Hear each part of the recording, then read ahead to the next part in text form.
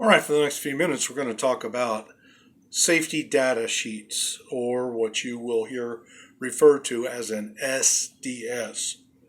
Now, every chemical or material that's manufactured or sold in the United States has to have attached to it or with it a safety data sheet, or an SDS. An SDS is an information sheet with safety and health data about it and about the specific material. At first glance, these sheets may seem to be a bit complicated with all of their technical information, but if you look at them fairly closely, then you will discover that no, they're not quite as complex or complicated as they may appear at first glance. Now, something that you want to be aware of: in the past, the sheets that had this kind of information used to be referred to as material safety data sheets.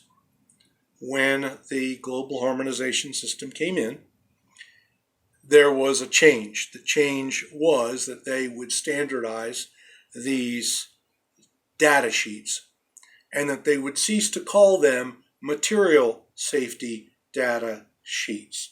They would now take the M off, and all they're referred to as now is a safety data sheet. The reason this is important is you might ask someone, well, may I see the SDS on a particular chemical? And if they hand you something that is MSDS, here's what you know immediately. You're looking at old information. You're looking at information which is not being presented according to the standard of the global harmonization system. So you need to make sure that you understand that so that you can then ask for the current one, the SDS. Now, if you're going to talk about an SDS, every SDS, every safety data sheet, has 16 sections. And we're going to talk very, very quickly about those. I'm not going to get into it very deeply.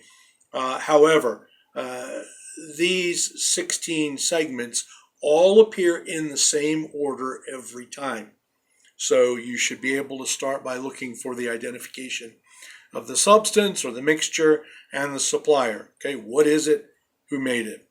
The hazards identification. What are the hazards of it? Composition information and ingredients. Sometimes there's a certain trade secret involved there. But with regard to what's in it, your ingredients. The fourth category is very important because those are your first aid measures. So you know where to look if, for example, someone swallows something. How do I treat that? Do I call the poison control center?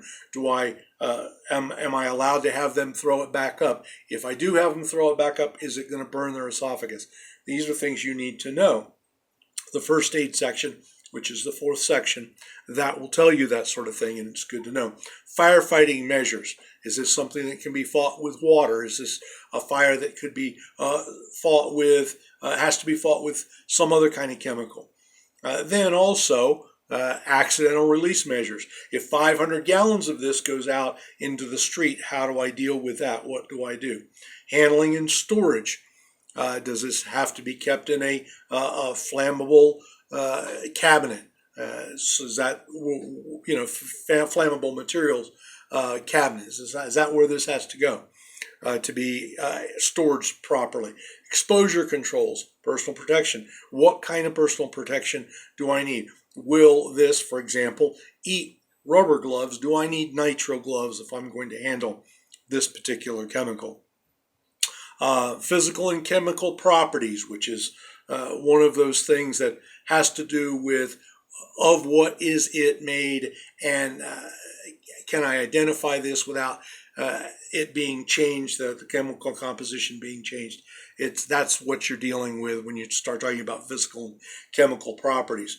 Stability, reactivity. Is this going to be okay sitting under this particular condition where I'm going to be working? Or does it have to be put in someplace else because it will react with certain other things? So we need to know about that, and that section will tell us that. Toxicological information. Is this poisonous? How poisonous? Ecological information. Is this going to create a problem environmentally? Disposal considerations. Is it okay for me to put this in a plastic 40-gallon bag and tie it up and put it in the dumpster? Or do I have to call a hazardous disposal group to come and take care of this if I want to get rid of it? Transport information. If I put this on a truck, do I have to have signage? How is this to be treated in that regard? Regulatory information. That is this allowed on federal property? Or does the federal government say, no, you cannot have this particular type of chemical on federal property? Are there states or are there particular places that either do allow it or don't allow it and say so in one way or another? Then there's other information, and that's kind of a catch-all at the end for anything that they couldn't put information in any other clearly identified category. So now, all of these safety data sheets have to be available for you at all times. So we have copies of this in our office. More importantly, your foreman has copies of this on an app on his tablet. So all of your foremen, whatever foreman you have out on a job site, they will have copies of this available so that you can look this up if you need to. They also, as well, have copies with them on their tablet of our safety policies and procedures manual. So if you have any question about any safety policy or procedure that we as a company have, you can go there and look at that on the app, which is in the possession of your foreman. Now then, having said that, you can get that information from me. We make this available to you any place you go at any time on any job site. So